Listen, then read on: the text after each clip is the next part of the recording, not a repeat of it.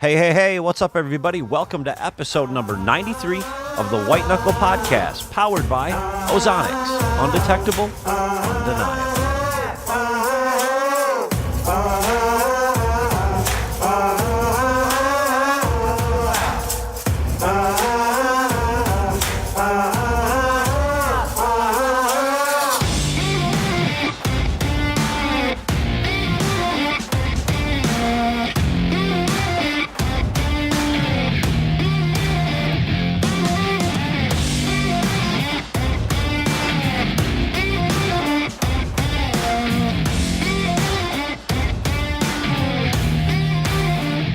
Hey, what's up, everybody? Thanks for tuning back into episode number 93 of the White Knuckle Podcast.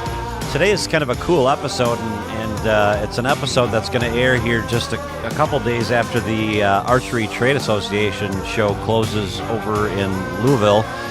We were there for all 3 days, or at least some of us were. I had to catch a flight back to Wisconsin on Saturday, so I wasn't able to attend the last day, but a lot of products, obviously, to look at, and a lot of buzz around the show about some of the new products, and you've probably heard or seen them on social media. I think we've posted most of the videos that we're going to post with respect to the ATA show, with the exception of our interview with the folks over at Sitka Gear.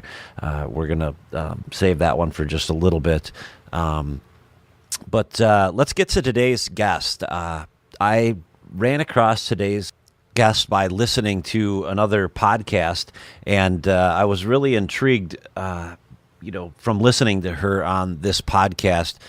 You're not going to hear a whole bunch of, whitetail hunting techniques or anything like that on this show. What you are going to hear is a woman's perspective on how much thought, I guess, that she put into, first of all, the decision to hunt, and then how much of a responsibility I think that Dayna realized that hunting was. And I think it's something that we probably ought to spend a little bit more time talking about. I know technique and planning for your hunt and all that stuff is great, but I think as we look forward and realize that we've got an issue with recruiting new hunters into this sport, I think we need to be all of us need to be better prepared to share with people some good resources that are out there to get that job done. And Dayna's a great example of that. She took some time and made a decision to hunt, and she certainly jumped in with both feet.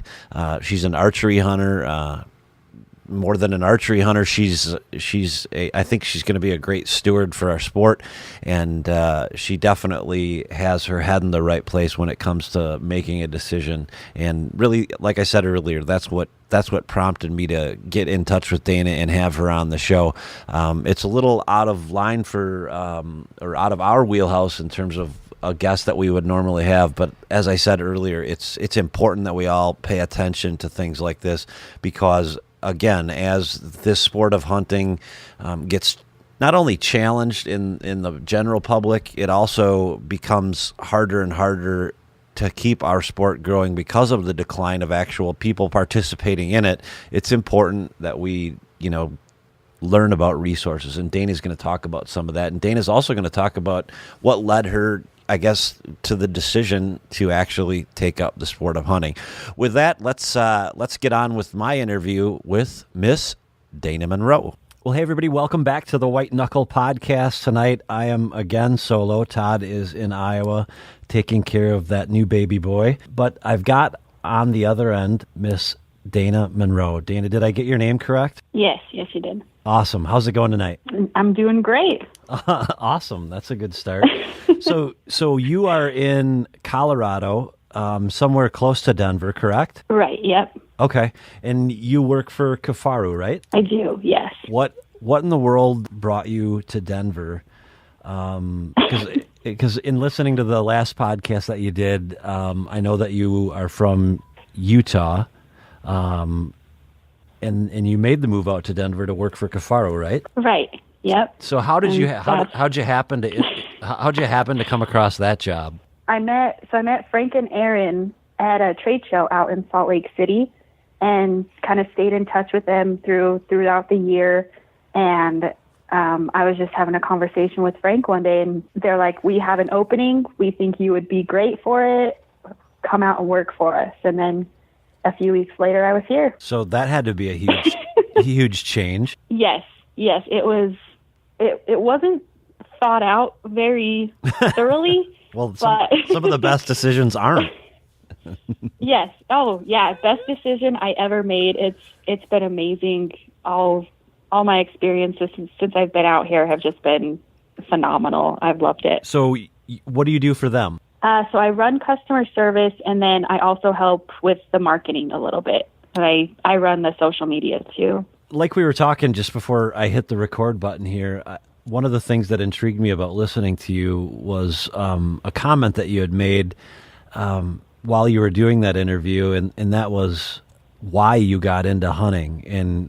And I guess before we get too far into that, let's first talk about what background you have that even brought you anywhere close to the hunting world. So growing up, my dad always hunted, but it wasn't, he wasn't much of a serious hunter. He always enjoyed it, but it was more, getting together with his brothers or friends and just going out in the woods and trying to find an animal to kill. Mm-hmm. So it wasn't really, I didn't see a lot of the thought process behind it. And I had no desire to do it. I went with him a couple of times when I was little, but I only wanted to go hang out with my cousins and play around. So I didn't really understand it growing up. And I think I was just, like a lot of the population is nowadays, I was just so detached from the whole process and why they were even hunting in the first place. Sure. So, and then growing up, I always had better things to do growing up. And so I played sports in high school, and that consumed most of my time. And then I, got older, kind of trying to find new hobbies, and I came across archery, and then that kind of led me into hunting. How did you come across archery? Social media, actually. I kind of saw more and more people shooting bows, and at first I thought it was just lame and didn't give it a second thought. And the more I saw it, I was like, well, that's kind of cool. So I gave it a shot. I shot a bow once, and I was hooked. I was absolutely hooked. That's awesome. What do you shoot for a bow, just for fun? So currently I shoot a Power Max, and I've got an RX-1 and then an RX-3 on the way as well. You're jumping in with both feet. Okay. How long have you been shooting? I think about 2.5 years. Okay. And give or take. Do you do that competitively, or is it just something that you do for fun? It's mostly something I do for fun. I did shoot in a indoor tournament here a couple weeks ago that I actually won, surprisingly. But congratulations! I don't. Thank you. I don't compete. I don't look to compete though. Right. Just for fun. You pick up a bow, you fall in love with that, and the next logical step is to go hunting. I didn't just jump in immediately. I talked to a few people who were in the hunting industry, and they mentioned how they got started rifle hunting because that was, a little bit kind of dipping your toe in the water. So they started rifle hunting, and then they kind of transitioned into bow hunting. But I'm really new. I've bow hunted one season and gone on 2 rifle hunts. So I'm still super, super new to the whole hunting thing. Mm-hmm. But I went on 1 rifle hunt and just decided that I did not like it. So really, yeah. What was different? Yep, I missed my bow. Okay, so it was just simply the weapon. It wasn't necessarily the environment or anything related to that. Yeah, I do think it was the environment a little bit. Just people I feel like archery is a little bit more, I don't know, just like one-on-one. I don't know. Yeah, like more kind of like intimate with the woods. Like you're in there, you're back. I like to do the backpack, backcountry thing. Sure. So you're a few miles back, you're sleeping out of your backpack, everything's in there. And it's just, I don't know. I like that better than everybody running around in a bunch of orange, just driving around in their trucks. Right. There's definitely a huge difference. Now, I live in Wisconsin. Todd lives in Iowa. A lot of our team members live all over the United States, and Wisconsin especially, it can become, for lack of a better way of describing it, can become kind of a shit show at times. With, like you said, the orange and the running around, and it's just, there's a lot more solitude, if that's a good way of describing it, in archery hunting than what you'd find in most in most gun hunts. Now that can be different, I suspect. I've not traveled out of state with the exception of one time to hunt ever, so I don't know what it's like on the other side, so to speak. So I don't know really what you dealt with, but I can see where that would be a sharp contrast. Yeah. I guess I got to ask, what you said in that podcast, like I said earlier, what was your why for hunting? What is your why for hunting? And the reason that I ask and that I'm interested in is, like I said earlier on, before we hit record, is just because, it's really important, I think, that we recruit new hunters, whether they're male or female. And it sounds like you put a lot of thought into this before you did it, and I'm just curious to understand your thought process, and how you came, I guess, about the decision to actually take up hunting. So I have, I've tried to come up with the reason why. I've listened to other people who are hunters, and they get asked this question, and, it kind of stumps them. So I'm like, why do I do this? And since I've kind of immersed myself into the hunting world, I've almost kind of obtained this community of just amazing people who have welcomed me with open arms, and they're great people. And we share this passion to hunt and to, harvest our own meat. And we work so hard all season for that end goal. And it's, maybe 4 or 5 weeks maybe of chasing elk in the woods. And I work all year for that. And so I wasn't successful during archery season, and so I went on a late season doe antelope hunt, and I shot one with a rifle. And I don't think I really grasped the why of why I hunted until I did that, and until I was, quartering it, cutting up the meat, and I had just this overwhelming sense of just gratitude, and I was like, there's no feeling like it. And I think I was chasing that feeling, but I didn't really understand what it would feel like until I did it, and I was, eating the meat of the animal that I just harvested. That gets lost way too often, and that's why I was curious. Especially in our industry, it's become so much about, I don't know. I hate to say gear, but this, that, and the other, and it's become. At times, so little about the experience and the memories and what it truly means to be out there, which is what really, like I said earlier, caught my attention. Were you out there all by yourself? Did you find somebody to go with? I can't imagine that you just decided to go hunting one day and then, obviously you work at Kifaru, so you had a backpack. And Aaron could probably tell you a thing or two about sleeping in the wilderness. But how did you learn all of those things? So the first rifle hunt I went on, I was with my dad, and we didn't really backpack or anything because he's not, he's older and, he's got health problems, so he's not really in the position to do that type of thing. But I I really just, I didn't know where to go to learn how to hunt.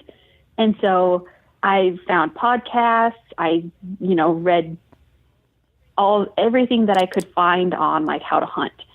And that's kind of how I was introduced to Aaron. Is I listened to the Gritty Bowman podcast, and then I met him. Kind of, obviously he is a very, very smart individual. And so he's taught me so many things, and just listening to him, and then coming out here, meeting some of the people out here who have been awesome, and just finding people that are willing to help me out a little bit, point me in the right direction, and just trying to learn all I could before going out into the wilderness and applying it.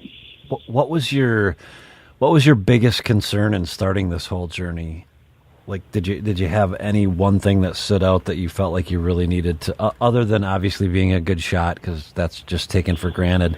But is there anything that you were super concerned about prior to even trying it out? To be completely honest, before I harvested my first animal, I really thought, quite a bit. I wondered if I could actually do it. I was like, I don't know if I could actually take the life of an animal. I haven't ever killed anything before. And I knew I wanted to. I knew I wanted to, procure my own meat, but I wondered if I could do it. Now you can. Yes. And the feeling is amazing. Yeah, definitely. And it's not like this rush of killing an animal. And I'm not trying to speak for you. I guess for myself, right. It's just not about just killing an animal, putting a notch in the belt, whatever. It's like way bigger than that. Right. I guess I'm curious. A lot of the hunting that I do, actually all of the hunting that I do anymore, is whitetails, and that sounds like something that you haven't been exposed to yet. But for me, and I'm wondering if it's the same for you, do you get into like the chess match that you're playing while you're out there? What do you mean by that? So it's just you again. I hate to say against, but it's you against nature. It's just one-on-one. Yeah. Is that something that intrigued you? A little bit, yeah. It always. I did a little bit of backpacking, so I moved here in the middle of hunting season, so I wasn't really able to hunt my first year here, and so this past hunting season was the first time I was able to get out and hunt for myself. But I tagged along with people, and once I went out there, I was absolutely hooked. Like, everything about backpacking in a few miles with everything you need to survive on your back just scooped me in and has me completely hooked. I know that's not really normal for most people, and especially women, but I love it. I get it. I completely get it. I live in a relatively populated area, and I have nothing close to what you're dealing with. I live in Wisconsin, for heaven's sake. Yeah. There's a house every little ways. However, last year I gave up the land that I had hunted since I was, my goodness, 12 years old. And then owned for, I guess, the previous 13 years. I gave that up and just went completely public. And there is something that's just different about it. I didn't backpack in. I felt like I was backpacking in because I had a stand and sticks on my back, my pack, my camera gear, the audio stuff, everything weighed 68 pounds. And in some of this public land, you could get back a couple miles, and it was just fun. It was like a new adventure every time you went. So I guess I get where you're coming from there. So, do you primarily hunt elk then? This year, yes. I think in Colorado, it's they don't do many like over-the-counter deer tags, so I just had to pick up kind of over-the-counter tags, and elk is one of the only ones out here. Oh, really? I didn't know that. Okay. So Yeah. in Colorado, if you wanted to shoot a mule deer, do you have to draw it?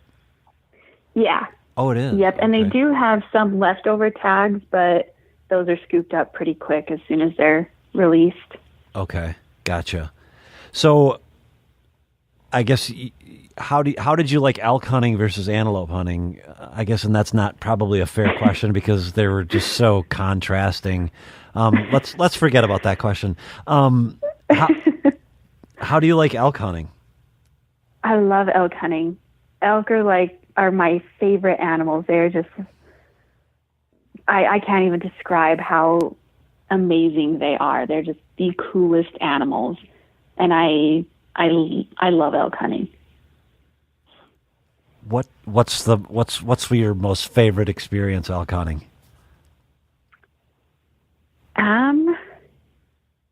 As a let me rephrase that. What's your most favorite experience elk hunting as it relates to the animals and hunting them themselves? Like Okay. a fun story where you got close maybe or something.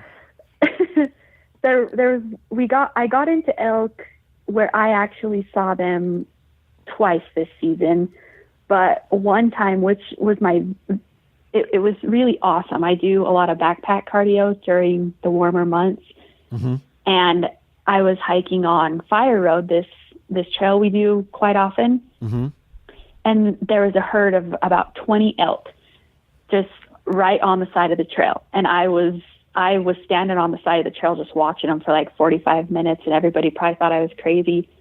But there was this big herd bull, and probably, I think there are about 14 or 15 cows, and then a few little satellite bulls. And the satellite bulls kept coming into the cows, trying to do whatever they're doing. Right. And the big herd bull would chase them away and just bugle at them. And I was just right there, and I was just watching all of it, and it was so cool. I was like, I've never been so happy in my life. I was like, oh my gosh, this is the coolest thing I've ever witnessed, and it was awesome. But unfortunately, it was, in town where I had no opportunity to even come close to shooting one. But it was still cool. Yeah, definitely. And anytime you can see things happen in their natural state is like, unless you've actually seen it, you'll never understand it. And the only reason I say that is because I got lucky enough to actually, me and my filming partner Dave, we actually filmed a huge two whitetails fighting, and I don't know, it looked like something out of National Geographic. When they started to fight and this whole commotion took place, it's just like you could just see Mother Nature working, and deer were running from every direction, almost just as if to look at what was going on. And there was, bucks darting in, and it was just crazy. It was a pretty surreal experience. Yeah. Did you have any close calls this year elk hunting? I got into elk once when I was out hunting, but I didn't have any opportunities. But okay. we got into a herd, and they surprised us as much as we surprised them. So we didn't really have the opportunity I never got to draw my bow back, which was a bummer. Well, that'll be a pretty cool experience when that happens. So are you, when you're out there, are you going by yourself, or do you have like people that you've run into through the industry, or just friends that you've made while you're out here? Yeah, so I've made some friends through the position that I'm in, and I had a few people that were willing to take me out this year, kind of show me the ropes, and that was awesome of them. And so I never went out alone. I don't know if I dare do that quite yet. Yeah, I wouldn't. Yeah, that would be a little bit scary. Yeah. If you've never done it before, I suspect. Yeah. So when you were hunting this year, was it during the rut? Were they bugling? Not really. I wasn't able to get out a ton just because I had to come back and work. So I don't know if I heard any bugles when I was out actually hunting, which was kind of a bummer, but you're doing it again next year, so something obviously happened. Yes. Oh, I'm completely hooked. I am so ready for next year. It's hard to wait so long because I learned so much and I'm ready to just go apply that now, but I can't. Right. I completely get that. I had an odd year where I picked up 500 acres of land to lease, and that's way more land than I've ever had before. So this year was a huge learning experience. And even though the season's still open, I feel like I'm still going to try and harvest a doe, and if I get that accomplished, it'll be a victory. And if I don't, then we'll just wait for next year. But I learned a lot, and there's a lot of value to just taking some time to learn the land and figure out how things work in different areas. But so you said another thing that really caught my attention, and I wrote it down. And you said that you understood it, and it being hunting. And I know I'm putting you on the spot, but what does understanding it really mean to you? Like, because I don't know that I've ever, I don't know that I've ever thought about it as much as you've critically thought about it. It was just something that I learned to do at a young age. My dad didn't hunt. I mean, he did, but I mean, it was the Blaze Orange show. And we drove deer and all that crazy stuff, and then I got to bow hunt, and there was just something cool about that. But I don't know that I've ever sat and critically thought about it like you have. When you said you understood it, what is it that you felt like you understood? I just kind of why we're doing it. Why I'm doing it. I think a lot of negative light is kind of there's lots of negativity around hunters and around the hunting industry. Mm-hmm. And when I listen to people who have really, critically thought about that and their reason for hunting and filling the freezer and harvesting their own meat, like there's a really good feeling to go with that, and hearing people talk about that just kind of intrigued me and makes me want to do that for myself. And I think we need to shed more light on that versus the going out and killing stuff, which is kind of what I always thought it was, just with the experiences that I had. Mm-hmm. So once I was, kind of exposed more to the other side of the appreciation for it, I definitely appreciate it a lot more. It's so much more than just taking an animal, like you said. And I'm guessing that you've probably you alluded to it earlier that you did some cardio backpacking. And I've seen some of Aaron's stuff on social media, and there's so many things that you can do that go along with hunting also, isn't there? Yeah. Like I'll hike as often as possible with a weighted backpack to get ready for hunting.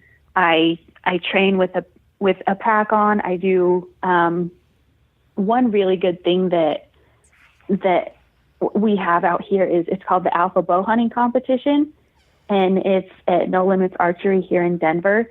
And there's no real way to mimic the hunting scenario, but what they do is they have this head-to-head competition where you're going against somebody, your adrenaline's pumping, you're heat of the moment, everybody's watching you, so your blood's pumping a little bit, mm-hmm. which kind of recreates that, but not fully, but it's close.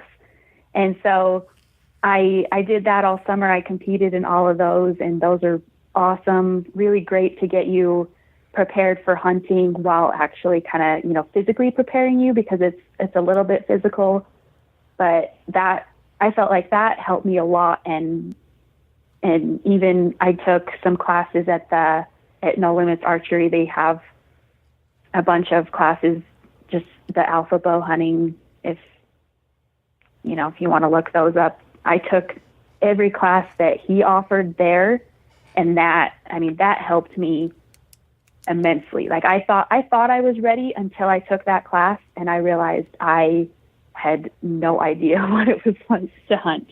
What did they cover in the class? So they kind of cover all the basics to like your setup and like effective range, how far you can effectively shoot while having enough, kinetic energy to ethically kill an animal. Mm-hmm. Some people they shoot lower poundage or something like that, where they don't have quite enough to kill an animal out at 60, 70 yards, but they may still be accurate there. Right. So it just kind of brought in all the specifics, and they take you through the process and kind of have you create a plan for yourself. And in each situation, whatever the animal's coming in, the angle that the animal's at. So they just did a really good job of presenting a possible situation and making you come up with a plan if you ever are in that situation. Interesting. So that probably helped me the most, I would say, this past, just the off season, getting ready for the hunt. Do you think that gave you more confidence that, like, when the moment came where you were going to pull the trigger? It sounds to me like you've given considerable thought to pulling the trigger, and it's not something that you take lightly. Yes. Am I correct in understanding that probably gave you even a little bit more confidence that when it was time to make that decision, you'd make the right one? Yes, it gave me so much more confidence, and it just going through those situations and kind of knowing that I can be accurate and still kill an animal at 60 yards, but it would be preferred to be within 20 to 40. And they helped me, gain confidence in my setup and my ability. Okay. So that together. Okay. And you said it was alpha. I'll put it in the show notes. It's alpha bow hunting. Yeah. And that's it. Yeah. And I don't know if there's, other things like that around the country, but, those are the kinds of things that are really helpful, I think, especially to people in your position, whether you're a guy or a gal. I suppose guys are more predisposed to just going out and doing it without a lot of thought, because that's just what we do. And women typically probably take their time and make up their mind in a more chronological order, I suppose. But that's really cool. So I'd be interested to find out if they offer that anywhere else. And I know he does some online, so I think you can go through that whole course online too. Okay. Yeah, because he does have the classes where you can come, physically take the class here in Denver, but he wanted to open it up to people who weren't able to. So you can also check that out online. Okay, yeah, I'll definitely leave that in the show notes. So as a woman that's getting into this for the first time, I'm just assuming there's no significant other that pushed you to do it because they did it, which is often the case. Right. Which is often the case. Let's be honest. It's something you chose to do by yourself. What other resources were out there that helped you make that decision? And I ask that just because one of our goals, I guess, at the end of this show, or one of my goals at the end of this show, is to hopefully educate some folks that maybe are on the fence in terms of getting into hunting, and hopefully it can help them make a more informed decision. Yeah. So social media probably played a big part just because that kind of exposed me to it, and I wasn't but I wasn't exposed to it much because, I didn't really care about hunting. So the people that I knew that did hunt didn't really talk to me about hunting. And then once they found out that they're like, oh, I didn't know you were into hunting, they would talk to me more about it. And so there were a couple, some people that I worked with, they hunted, and I would talk to them a little bit about it. And then, finding other outlets, kind of other women that were into it or getting into it just in my area. And that helped a lot because it's always nice to get into something with people you can relate with better. Mm-hmm.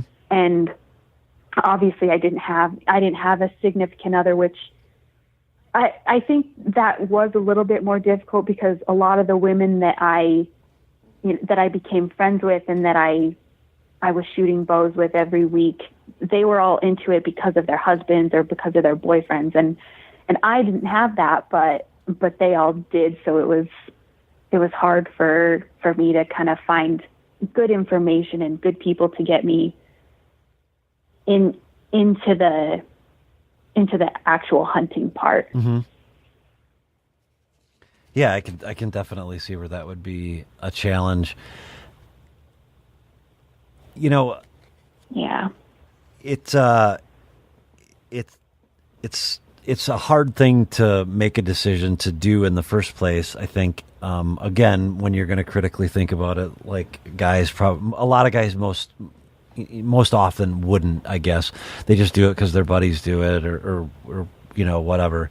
Yeah. Is there any one thing that led you or push you over the edge, so to speak, in terms of making the decision? Because I get the impression that it wasn't anything that you took lightly. So, which is very respectable in my opinion. But I'm just wondering, what put you over the edge? I think a big thing that kind of, one of the biggest things is I love the taste of game meat. Like I remember being like, when I was little, my dad would come home with a deer tenderloin and he'd cook it up and we'd all snack on it. And it was probably my favorite thing in the world, just eating that meat. And the only way you can get it is by going hunting. And, I was getting more into, self-care, being healthier. Mm-hmm. And so that kind of helped the desire to get, the most organic meat that you can find. And I think that was a big reason why I wanted to start hunting. Gotcha. Cool. So, yeah, and like I said earlier, there's so many things that go along with hunting, or so many things that hunting goes along with, that you can blur those lines a little bit. And even though you're not hunting, like for instance, you mentioned backpacking. We don't have a whole lot of opportunity to do that around here unless you go to like Devil's Lake State Park, which is a third the probably vertical ascent that you do on a normal walk, but I just have to do it 3 times. But there's so many little things that you can do to prepare yourself and sort of stay in season, so to speak, all year round, isn't there? Yeah. Yeah. Oh yeah. Have you thought about doing the total archery challenge or anything like that? Yeah, I've shot at the one in Utah. I shot there before I moved here, and then I also shot at it this last year. So those are awesome to get you ready for any. They're a little exaggerated because I would never shoot an elk at 90 yards, but I did it Total Archery Challenge. But they're really good to get you, out in the woods, shooting those different angles and just a little bit more realistic. But those are awesome as well. So for those of us that haven't done it before, can you take me just real quickly through what that process is like? Because I've not signed up yet. I think I put the check mark in Facebook that I was interested in. And it's really for me just a matter of carving the time out of my schedule to get out there and do it. Obviously, I'd love to go to out west and do it. To the big one. Is it in Colorado? I think, right? Or is it in Montana? It's in Salt Lake. Oh, okay. I think they have one. Yeah, they have one in Salt Lake and then one in Big Sky, Montana. Big Sky, that's it. So, okay. Yeah. Okay. Hopefully, we can get them to do one here in Colorado. Okay, gotcha. So what I know it's like 3 days long, but do you have to shoot all 3 days or? No. So you kind of get your tickets for whichever day or all 3 days if you want. Mm-hmm. But they have a few different courses set up. And I've only been to the one in Utah. So what you do is you ride the ski lift up and then you kind of hike your way down and shoot a 3D course down the mountain. Okay. Which is, it's really fun. So it's pretty challenging. It's challenging on your body. I think this last year it took me 4 years to hike down and shoot all the targets. I actually dropped my bow off the infamous cliff shot, which was, it was rough on me, but the bow was fine. So I think that was the 20th target. I didn't shoot the last 5, but it still took us about 4 hours just shooting and hiking down the mountain. But it's a lot of fun. I highly recommend those if you're able to go. Wow. And so how many, you said there's 2 or 3 courses? Yeah. Yeah. I think they have, they've got a couple courses, a couple bigger courses, and then they have one, it's called like the locals course or something like that, where it's shorter, like 20, 25 to 30 yard shots. Okay. So everything within that. And then the bigger courses are out to like 100, 110. Yeah, I think I'd be on the locals course. That's more in my wheelhouse. So is that something that you would recommend for somebody that's, thinking of starting to hunt? Is that something that you'd recommend to sort of get a taste for what's going to happen when you're out there? I realize it's impossible to duplicate that moment where you pull the trigger. Yeah. It may be, because that total archery challenge, it's pretty difficult. So that it may be a little disheartening to somebody just barely starting off. Mm-hmm. But if they're a very driven person, if they're very comfortable with their archery skills, it would be great. But if they're a new archer, I would go to it, but maybe stick around the locals course, not do one of those harder courses up the actual mountain, because there's some pretty difficult shots there, and 90 to 100 yards as well. So okay. Kind of. Well, you're changing my mind about situation. Going. It's really fun. They're so much fun. Yeah, it sounds like it. I just I don't know if I have enough money to invest in that many arrows. How many arrows do you lose on the course typically? So my first year doing it's the prime course, which is supposed to be the most difficult course. I think I lost 2 arrows, but I didn't shoot the furthest distance because I think I had a 5-pin fixed sight that only went to 60.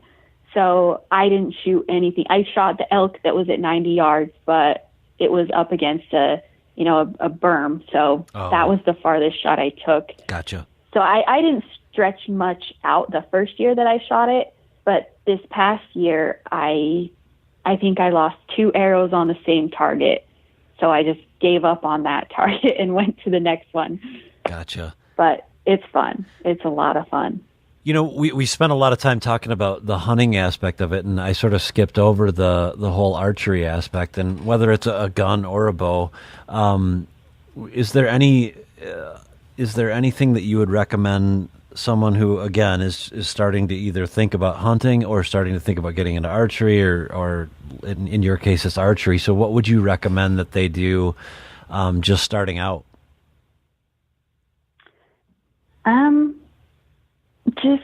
just shoot, spend time shooting. And just the biggest reason I just love it. I absolutely love archery. I shoot every single day. I'm in the bow shop. They're probably sick to death of me there, but I go and I shoot every day just because I love it. Like, I love it. And I actually got told the other day that I need to find some new hobbies because I don't do anything else. But you really have to do it because you enjoy it. Right. And that's the biggest thing, is just doing it because you enjoy it. Don't do it to make your husband or your boyfriend happy. Do it because you like it. And if you don't do it. Well, there you have it, my interview with Miss Dayna Monroe. I hope everybody got the point and really takes a second to look through the different links that are associated with this podcast, particularly the link to the bow hunting class that Dayna took. I think that's a great resource. I haven't been in touch with those folks, but likely will be here this week, and hopefully post some stuff on our social media site with respect to the class that they offer over at the archery shop there in Denver. Before we close out the show, I want to make sure and acknowledge our partner, Ozonics. What a great partner they've been here now for 2 years supporting this podcast. We couldn't do without them. I know I've said it a million times, and I'll keep saying it for another million. Their manufacturer ship direct, which means you can buy their product only from their website, which is www.ozonicshunting.com. Coming up throughout the year, we'll have different specials, etc. Look for specials also from other guests. If you haven't caught any of our coverage of the ATA show, you can look at it on our YouTube channel. If you would just subscribe to our channel and give us a comment in terms of what you thought. It'll be interesting to see what happens with the Lone Wolf custom gear deal. That's something that everybody seems to be talking about a lot. But don't get confused. There was a whole lot more going on there at the ATA show than just that. Some cool discoveries over at the Grizzly Cooler booth, and there'll also be some fun stuff coming up here in the future from White Knuckle with some new partners. So stay tuned for that. I guess that's about all I've got for this week. Jason out.